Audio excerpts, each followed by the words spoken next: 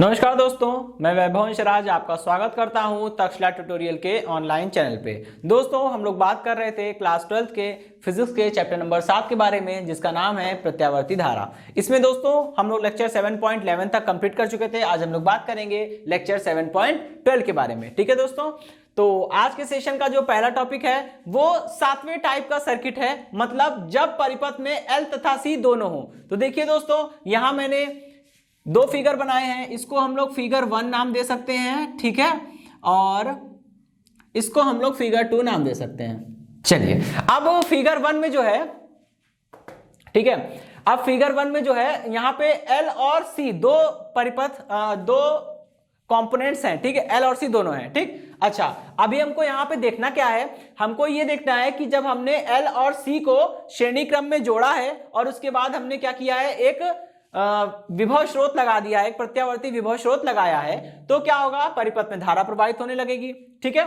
अच्छा, अब हमको यही निकालना है कि परिपथ में कितनी धारा होगी, इसका हम लोग जो कह सकते हैं, ठीक है, इसका जो है बाधा कितनी होगी और शक्ति क्षय कितना होगा, कलांतर कितना होगा, वो सब हमको निकालना है। ठीक है दोस्तों, चलिए, तो सबसे पहले हम बात करेंगे यहां पे देखिए दोस्तों, फिगर 2 यानी कला चित्र कैसे बनाया गया है। दोस्तों, इसमें केवल L है और C है, प्रतिरोध नहीं है, ठीक है। तो दोस्तों, सबसे पहले तो हमने एक्स एक्सिस पे करंट को बना लिया, एक्स एक्सिस पे धारा I को हमने बना लिया। फिर अगर हम बात करेंगे प्रेरक कुंडली की, तो प्रेरक कुंडली के सिरों के मध्य जो विभव पतन होता है VL, वो क्या होता है, धारा के सापेक्ष या धारा की तुलना में 90 डिग्री क्या होता है, अग्रगामी होता है। तो ये VL को हमने ऊपर की ओर बना लिया, ठीक। इसी प्रकार यहां पे ये जो संधारित्र लगा है, संधारित्र के सिरों के मध्य जो विभव पतन होता है वो क्या है, वो धारा की तुलना में 90 डिग्री पश्चिमगामी है, तो वो नीचे की ओर बन गया। ठीक है।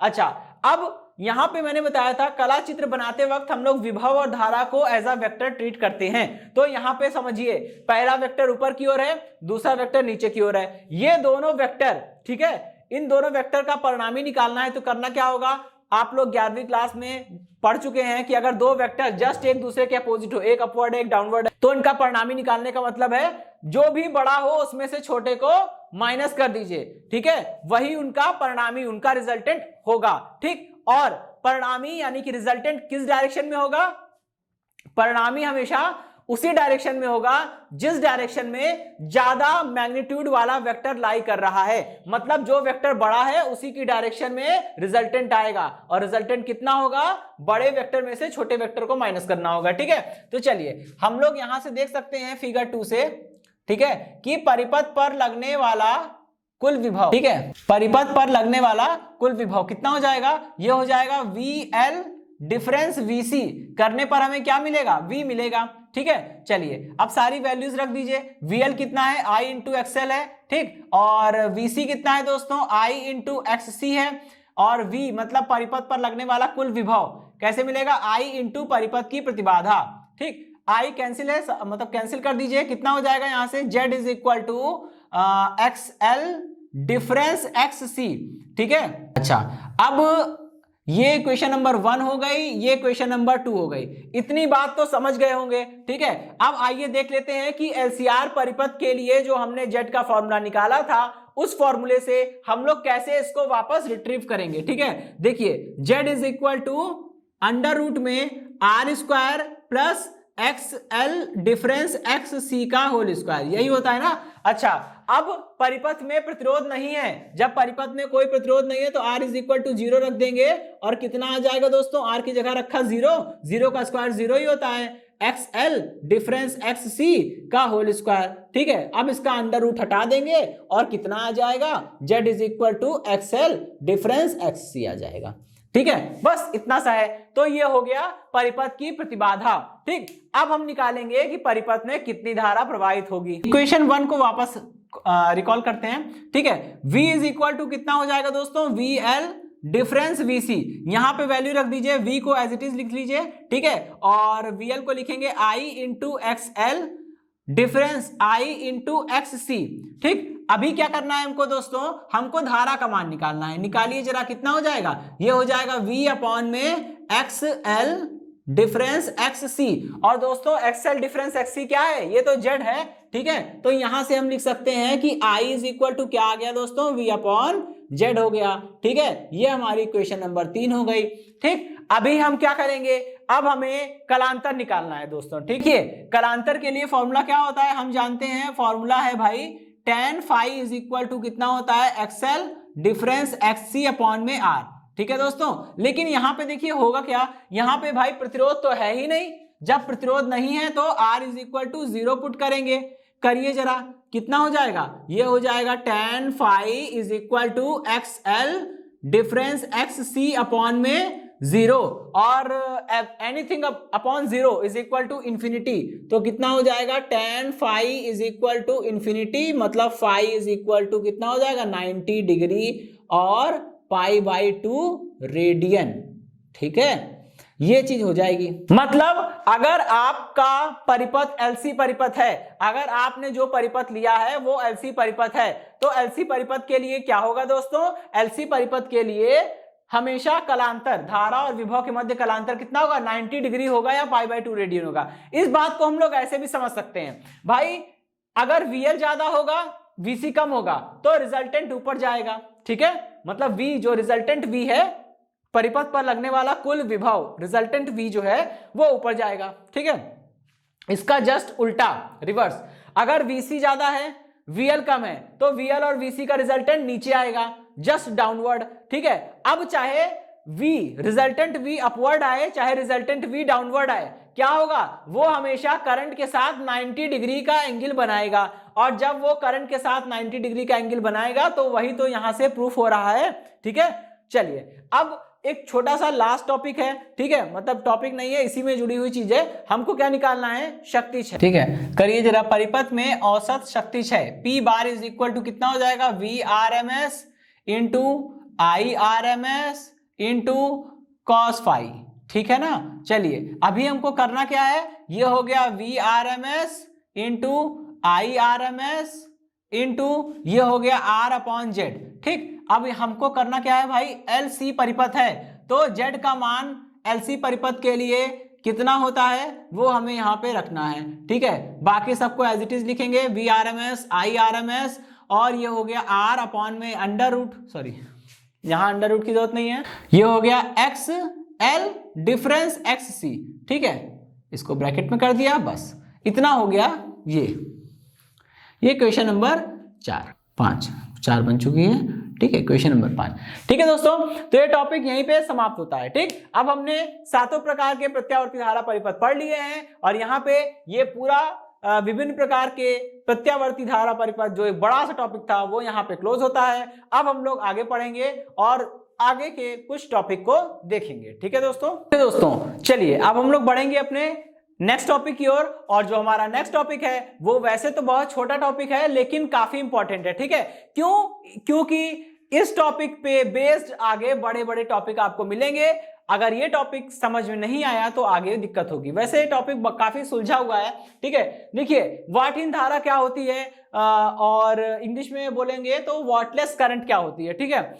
ये एग्जाम में 1 नंबर में डेफिनेशन आ सकती है, 2 लाइन की डेफिनेशन है, बहुत ही इजी सी है, ठीक है। चलिए तो सबसे पहले तो हम इसके नाम के आधार पे हम कुछ समझने का प्रयास करेंगे, ठीक है। समझेंगे तो दिमाग में रहेगा। देखिए वाट किस चीज का मात्रक होता है, फिजिक्स में वाट किस चीज का मात्रक होता है, शक्ति का मात्रक होता है वाट, ठीक है। शक्ति का मात्रक क्या होता है दोस्तों, वाट।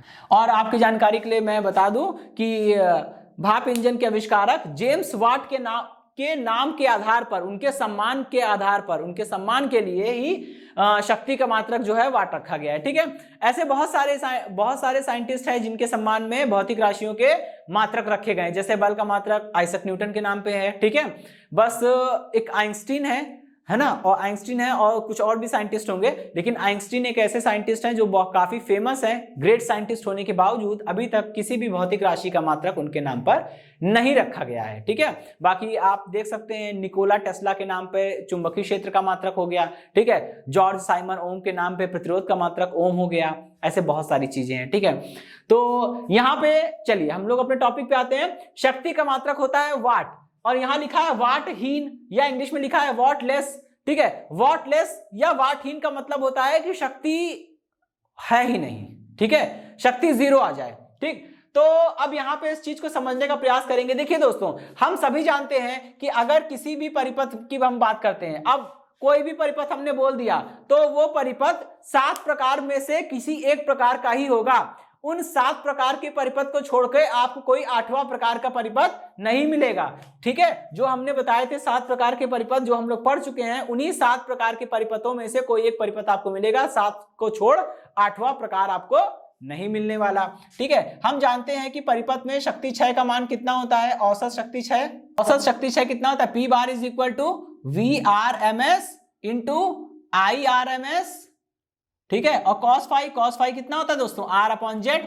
ठीक है, इतनी बात समझ में आ गई। अच्छा, अब देखिए शक्ति क्षय को 0 होना है तो क्या कर सकते हैं हम लोग, या तो Z का मान अनंत हो जाए, लेकिन हमने 7 प्रकार के प्रत्यावर्ती धारा परिपथ पढ़े हैं, क्या किसी भी परिपथ में प्रतिबाधा Z का मान 0 हुआ है, नहीं हुआ है। ठीक है, और VRMS IRMS 0 हो ही नहीं सकता, क्योंकि VRMS 0 होने का मतलब क्या होता है, VRMS बराबर होता है V0/√2।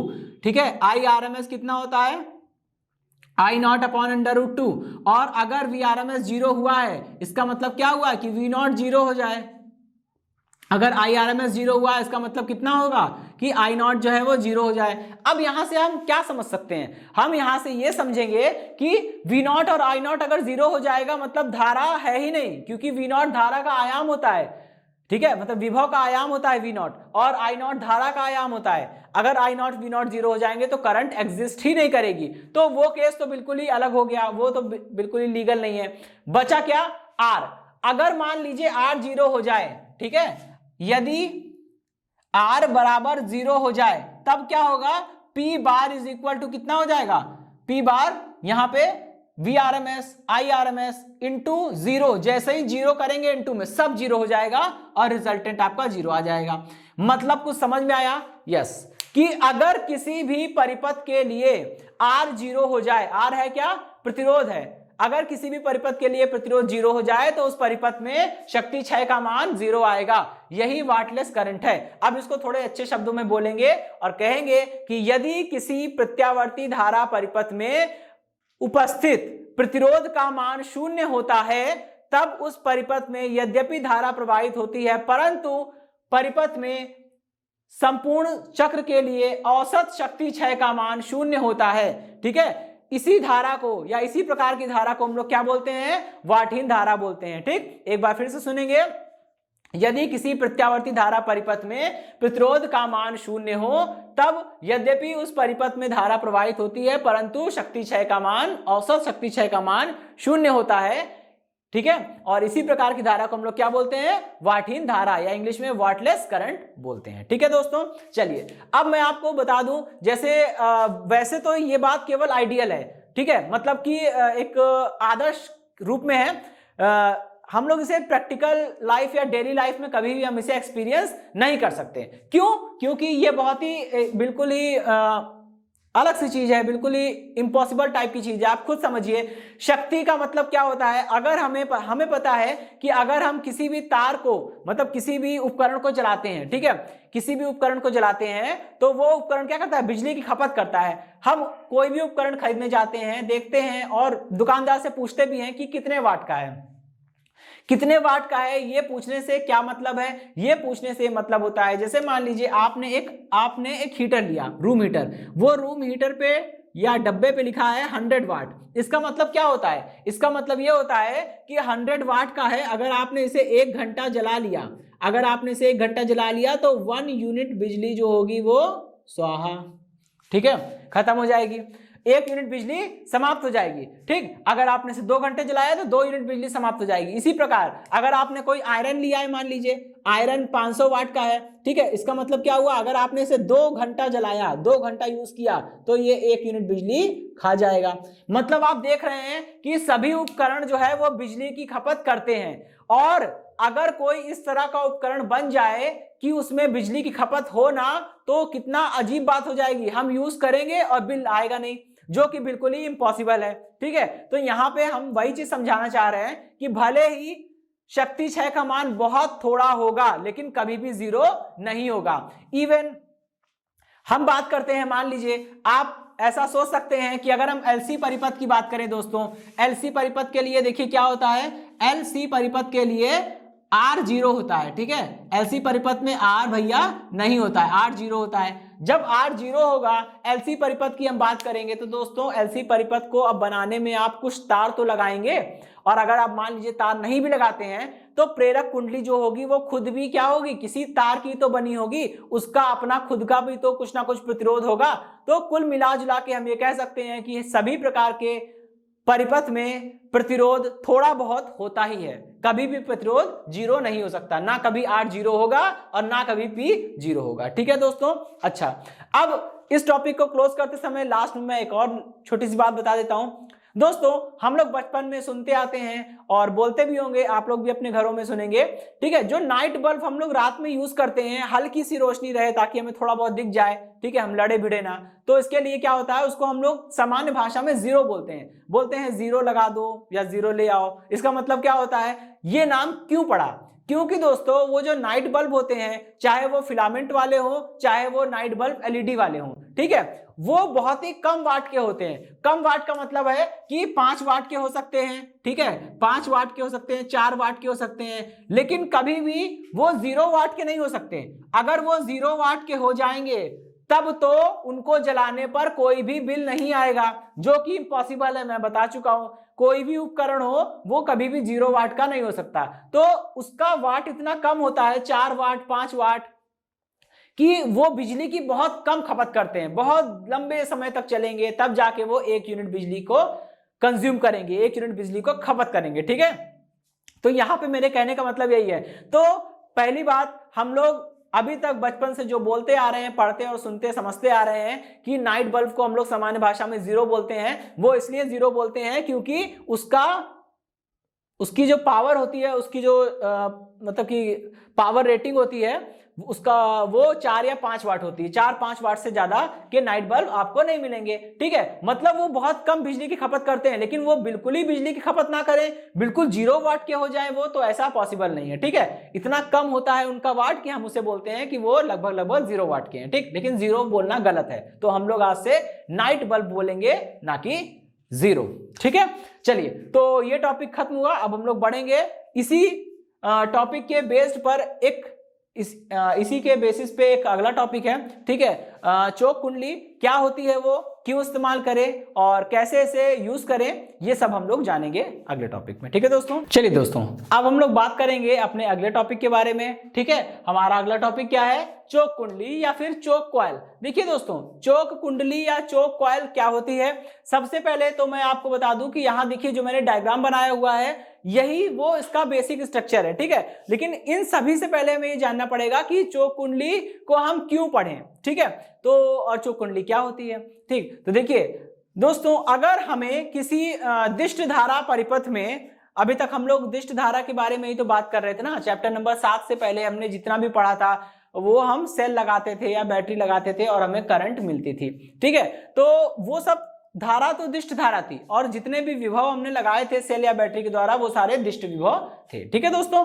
अब हम लोग प्रत्यावर्ती धारा के बारे में पढ़ रहे हैं, तो दोस्तों थोड़ा सा रिवाइंड करते हैं अपने पूरी स्टडी को और थोड़ा पीछे चलते हैं, ठीक है। मैं आपसे एक क्वेश्चन करता हूं, आप इसका जवाब अपने मन में ढूंढिएगा कि अगर हम दिष्ट धारा परिपथ में, मान लीजिए सेल वगैरह लगी है किसी परिपथ में, हमें क्या करना है, उस परिपथ में धारा के मान को घटाना बढ़ाना है, या यूं कह लूं कि नियंत्रित करना है। जब चाहे घटा दे, जब चाहे बढ़ा ले। इसके लिए हम क्या कर सकते हैं, इसके लिए हम परिपथ में एक रियोस्टेट यानी कि धारा नियंत्रक लगाते हैं, और जैसे ही हम परिपथ में धारा नियंत्रक लगाते हैं, हम उस धारा को आसानी से कंट्रोल कर सकते हैं, उस परिपथ में धारा को आसानी से हम कंट्रोल कर पाएंगे।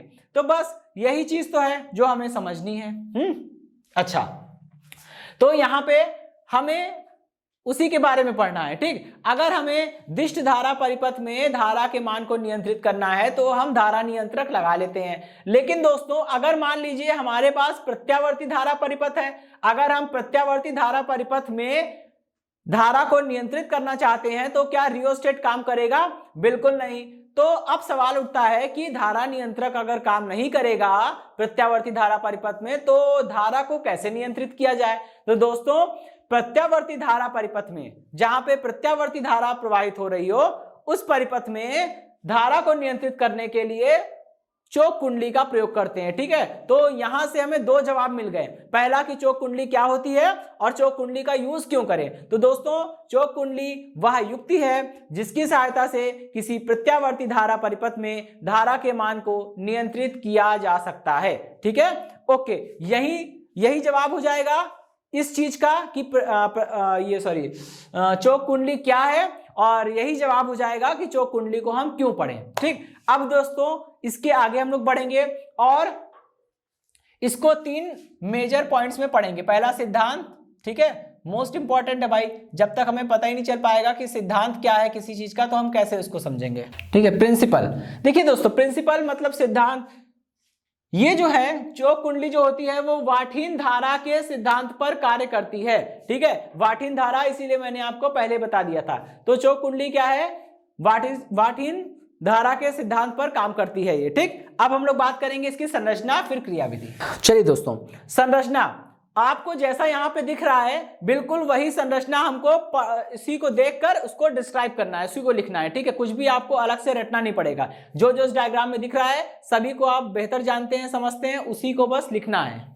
देखिए अब यहाँ पे हमें क्या क्या दिख रहा है। सबसे पहले तो हमें दिख रहा है कि हमने तांबे के तार को लपेट कर, किस पे लपेटा है, तांबे के तार को नर्म लौह रोड पर लपेटा है, और लपेट कर क्या किया है दोस्तों, एक कुंडली बना ली है। जब हमने तांबे के तार को नर्म लौह रोड पर लपेट कर एक कुंडली बना ली है और उससे जो 2 वायर निकले हैं, उन 2 वायर में क्या किया है, एक बल्ब, एक विद्युत बल्ब, एक प्रत्यावर्ती विभव स्रोत और एक कुंजी को हमने लगा दिया है। ठीक, अच्छा, अभी सबसे पहले कुंजी खुली थी, सारा सेटअप हमने कर लिया। फिर जब हमें इसमें करंट फ्लो करानी थी तो हमने जैसे ही कुंजी को बंद किया तो देखिए परिपथ कंप्लीट हो गया। जैसे ही परिपथ पूरा हो जाएगा, परिपथ में धारा प्रवाहित होना शुरू हो जाएगी, और जैसे ही परिपथ में धारा प्रवाहित होना शुरू होगी वैसे ही क्या होगा, ये बल्ब ग्लो करने लगेगा।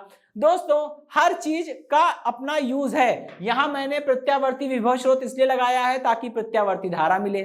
ठीक है, और मैंने कुंजी के को इसलिए लगाया है ताकि अगर कभी सडनली अचानक हमें करंट को बंद करना हो या स्टार्ट करना हो तो हम इस की को प्रेस कर लेंगे। ठीक है, अच्छा, और यहाँ नर्म लोह की रोड जो है इसी के माध्यम से हम धारा को नियंत्रित करेंगे, मतलब घटाएंगे बढ़ाएंगे। ठीक है, लेकिन दोस्तों बल्ब क्यों लगा है, बल्ब दोस्तों इसलिए लगा है कि अगर मान लीजिए हमें यह समझना हो कि धारा कब कम हो रही है कब बढ़ रही है, तो कैसे पता चलेगा। यहां कोई एमीटर तो लगा नहीं है कि एमीटर ने नाप के बता दिया कि अभी करंट 5 एम्पियर की आ रही है, घटाया तो एमीटर ने बता दिया करंट 3 एम्पियर की हो गई है, तो हम समझ गए 5 एम्पियर से 3 एम्पियर हो गई करंट, मतलब धारा कम हो गई है। दोस्तों यहाँ कोई एमीटर नहीं लगा है, तो इस बात को समझने के लिए हमें भी तो पता चलना चाहिए कि हम जो काम कर रहे हैं उसका कुछ भी आउटपुट, कुछ भी रिजल्ट आ रहा है या नहीं। हम धारा को घटाना चाह रहे हैं तो धारा घट भी रही है या नहीं, तो इसके लिए हमने क्या किया है, बल्ब लगा दिया है। ठीक, अब आप सोचेंगे बल्ब से कैसे पता चल जाएगा। देखिए दोस्तों, आपने घरों में भी महसूस किया होगा कि कभी कभी बल्ब जो जिसके नीचे बैठ के आप पढ़ रहे हैं वो अचानक से थोड़ा तेज हो गया या थोड़ा सा धीमा हो गया। ठीक है, ये होता क्या है, ये तब होता है अगर मान लीजिए बल्ब पे जो वोल्टेज लग रहा है अगर वो वोल्टेज कम हो गया तो उसी वोल्टेज के कारण बल्ब को धारा मिल रही थी। अगर बल्ब पर लगने वाला वोल्टेज थोड़ा सा कम हो गया तो बल्ब को मिलने वाली धारा भी थोड़ी सी कम हो जाएगी, और जब बल्ब में कम धारा जाएगी तो बल्ब ज्यादा ग्लो नहीं करेगा, और अचानक से उसमें विभव बढ़ गया, धारा बढ़ गई। जब उसमें धारा बढ़ जाएगी तो क्या होगा, वो बल्ब ज्यादा ग्लो करने लगेगा। इसीलिए आपने कभी महसूस किया होगा कि जिस बल्ब के नीचे आप बैठ के पढ़ रहे हैं वो अचानक से थोड़ा सा कभी ग्लो करने लगा, कभी थोड़ा ज्यादा चमकने लगा, और फिर वो कभी डल पड़ जाता है थोड़ा सा। ठीक है, तो वो इसीलिए होता है, कम धारा जाएगी तो थोड़ा फीका जलेगा, ज्यादा धारा जाएगी तो वो थोड़ा सा और ज्यादा ग्लो करेगा। ठीक, ओके, तो इसलिए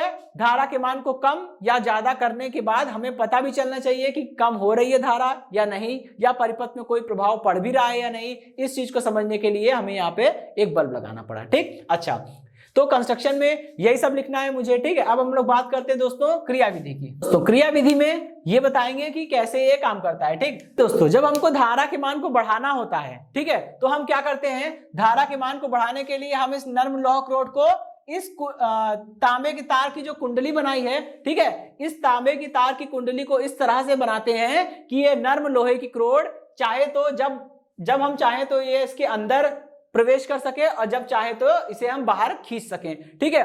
तो करना क्या होता है, अगर देखिए अभी यहाँ पे ध्यान से देखिए तो ये कैसा परिपथ बन रहा है, यहाँ पे LR परिपथ है। क्यों? क्योंकि प्रेरक कुंडली बन गई। ये देखिए कुंडली बना दी हमने, जब हमने कुंडली बना दी है तो उसके पास L आ गया होगा। और दोस्तों ये कुंडली बनी किसकी है? तांबे के तार की। तांबे के तार की बनी है तो इसमें R भी होगा, मतलब प्रतिरोध भी होगा, ठीक है, तार का कुछ ना कुछ प्रतिरोध होगा ना, तो ये LR परिपथ बन गया, ठीक है। LR परिपथ की प्रतिबाधा कितनी होती है? Z is equal to under root में R square plus XL square, ठीक है। अच्छा, अब देखिए अगर हमें परिपथ में धारा के मान को घटाना है मान लीजिए, ठीक है, तो क्या करना होगा? Z के मान को बढ़ाना होगा, ठीक है। और Z के मान को बढ़ाना है तो करना क्या होगा? Z के मान को बढ़ाने के लिए देखिए हमें अब यहां समझिए Z के मान को कैसे बढ़ाएं भाई? R तो फिक्स है, केवल XL को बढ़ा सकते हैं। Z के मान को बढ़ाना है तो XL को बढ़ाना होगा, और XL बराबर कितना होता है भैया? XL बराबर होता है ओमेगा L। अब यहाँ पे ओमेगा को नहीं बढ़ा सकते, इसका मतलब किसको बढ़ाना होगा? L को बढ़ाना होगा। तो L को कैसे बढ़ाएं? आपको पता है दोस्तों कि अगर हम किसी प्रेरक कुंडली या परिनालिका की बात करते हैं, ठीक है, परिनालिका में भी तो कुछ इसी प्रकार का अरेंजमेंट होता है, ठीक है। तो परिनालिका का जो स्वप्रेरण गुणांक होता है वो किसके बराबर होता है? वो इसके कुंडली के द्वारा या परिनालिका के द्वारा उत्पन्न चुंबकीय क्षेत्र के अनुक्रमानुपाती होता है। जितना ज्यादा चुंबकीय क्षेत्र उत्पन्न होगा जितना ज्यादा चुंबकीय क्षेत्र उत्पन्न होगा उतना ही ज्यादा L का मान भी आएगा। अब करना क्या होता है दोस्तों, इन सब चीजों के लिए अगर हमको धारा के मान को घटाना है, Z बढ़ाना है यानी कि XL बढ़ाना है यानी कि L बढ़ाना है, तो करते क्या है? इस नर्म लोहे की क्रोड को अंदर की ओर प्रवेश कराने लगते हैं। जैसे जैसे नर्म लोहे की क्रोड जो है वो तांबे के तार से बनी हुई कुंडली के भीतर प्रवेश करने लगती है, क्या होता है? L का मान बढ़ने लगता है। L का मान बढ़ता है तो XL बढ़ता है, XL बढ़ेगा तो Z बढ़ेगा, और Z बढ़ेगा तो धारा कम हो जाएगी। इसका जस्ट उल्टा, अगर आपको धारा बढ़ानी है तो Z के मान को कम करना होगा। Z के मान को कम करना है मतलब XL को कम करना होगा, XL को कम करना है मतलब L को कम करना होगा। सिंपल। अब देखिए जब आपको धारा घटानी होती है तो क्या करते हैं? इस नर्म लोहे की क्रोड को बाहर की ओर खींच लेते हैं। जब आप नर्म लोहे की क्रोड को बाहर की ओर खींचेंगे तो होगा क्या? इन कुंडली के द्वारा उत्पन्न चुंबकीय क्षेत्र जो होगा वो दुर्बल हो जाएगा। जब कुंडली के द्वारा उत्पन्न चुंबकीय क्षेत्र दुर्बल हो जाएगा तो स्वप्रेरण गुणांक L का मान भी कम हो जाएगा। जब L का मान कम होगा तो XL का मान कम होगा, XL का मान कम होगा तो Z का मान कम होगा, और Z का मान कम होगा तो I बढ़ जाएगा, ठीक है।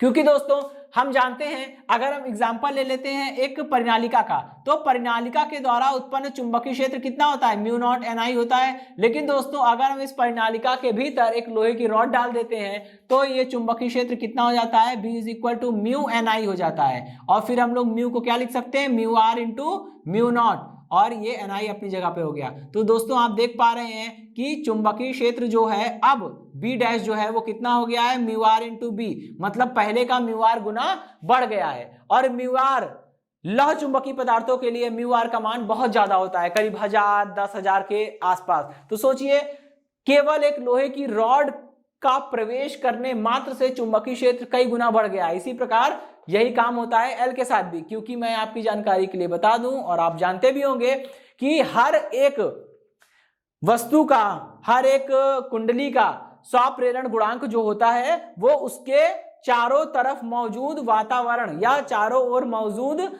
जो सराउंडिंग होती है, ठीक है, जो माध्यम होता है उस पर भी डिपेंड करता है, ठीक। तो अगर मान लीजिए ये लोहे की रॉड नहीं है तो क्या है? कुछ नहीं है, तो मतलब वायु तो होगी, वायु होगी तो वहां पे हम L का फॉर्मूला लिखते समय वहां पे म्यू नॉट आएगा। लेकिन जैसे ही ये नर्म लोहे की क्रोड आ जाएगी तो जितनी दूरी में ये नर्म लोहे की क्रोड रहेगी उतने हिस्से के लिए स्वप्रेरण गुणांक L का मान बढ़ जाएगा, और जितनी दूरी में ये कुंडली नहीं रहेगी उसका मान कम ही रहेगा, ठीक है। और जैसे जैसे ये कुंडली अंदर की ओर प्रवेश करती जाएगी तो वो वाला हिस्सा जिसमें नर्म लोहे की क्रोड है उसका मान तो, उसके लिए तो एल का मान बढ़ता जा रहा है, और जितने हिस्से में कुंडली, जितने हिस्से में ये अभी नर्म लोहे की छड़ अभी प्रवेश नहीं करी है, उतने हिस्से का एल का मान सेम रहेगा।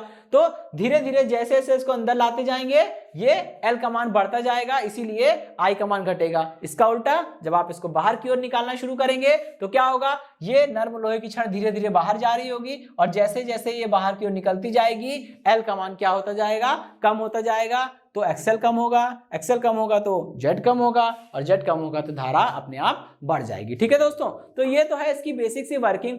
इसी प्रकार से हम लोग इसको हैंडल कर सकते हैं। ठीक है दोस्तों, और इसका एक बहुत ही एग्जाम्पल, बहुत ही कॉमन सा एग्जाम्पल, आप लोग, अगर आप लोगों के घरों में अभी भी वो पुरानी वाली ट्यूबलाइट लगी होगी जिसमें वो एक कांच की रॉड होती है, ठीक है, उस कांच की रॉड को हम लोग रॉड बोलते हैं, ठीक है, और वो व्हाइट रंग की रोशनी, सफेद रंग की रोशनी के साथ जलती है, मैं उसी की बात कर रहा हूं। आजकल तो एलईडी रॉड आ गए हैं, उसकी बात नहीं कर रहा हूं। ठीक है, तो जो पुरानी कांच की ट्यूब वाले रॉड होते हैं उसमें आपने देखा होगा कि एक उसकी, जहां भी वो लगा होगा उसमें देखा होगा आपने बीच में एक छोटा सा, वो काफी हैवी एक ऑब्जेक्ट लगा होगा। ठीक है, वो क्या है, वो चोक कुंडली है, चोक कॉइल। ठीक है, और किसी भी इलेक्ट्रीशियन के मुंह से आप ये सुनेंगे कि उन लोग जो मैकेनिक होते हैं, जो इलेक्ट्रिशियन होते हैं, वो उसको चोक बोलते हैं। ठीक है, चोक कॉइल पूरा नहीं बोलते हैं, चोक बोलते हैं। तो ये जो चोक होती है वो वही है, रॉड में जो लगती है वो यही वाली चोक है। ठीक है, आप उसको कभी देखिएगा, काफी वेटेड होती है,